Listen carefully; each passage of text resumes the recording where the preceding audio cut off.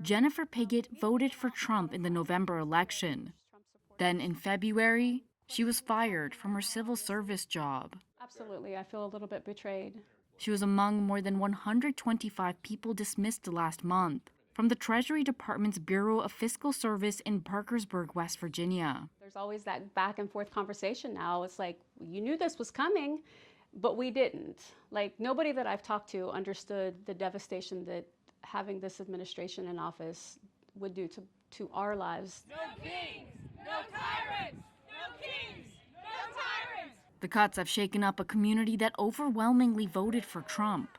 He won West Virginia with 70% of the vote, one of his biggest victories.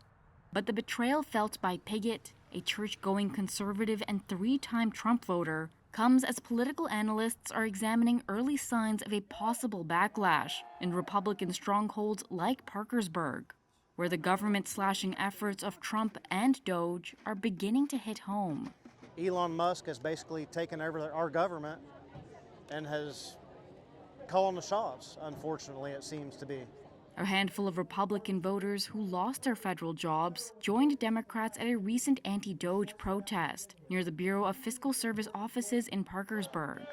But the federal job losses in the state could soon extend beyond the BFS building, says West Virginia University economics professor John Deskins. West Virginia is at the very top of the states in terms of the federal workforce as a share of total workforce in the state.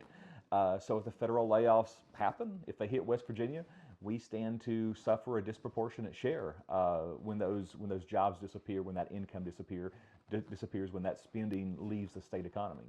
But in Reuters interviews with 36 workers, business owners, and politicians in Parkersburg, nearly all said that Trump's focus on cutting government spending was a worthy goal. And Reuters Ipsos polling shows Americans' attitude toward Trump are so far essentially unchanged since he began firing federal workers in February. As of this week, his approval rating was holding steady at 44%. Cutting costs and waste and fraud and. We love that big picture. I love that big picture. My friends, we were excited about that because it is true. But again, I can't help but go back to the fact that what is the decisions that you're making right now solving in the big picture? It just, so the concept of voting for that again, voting for Elon Musk essentially to wreck people's lives, I can't do it. The economic impact of the mass dismissals across America may not be immediately felt. So far, 100,000 government workers have been fired or taken a buyout.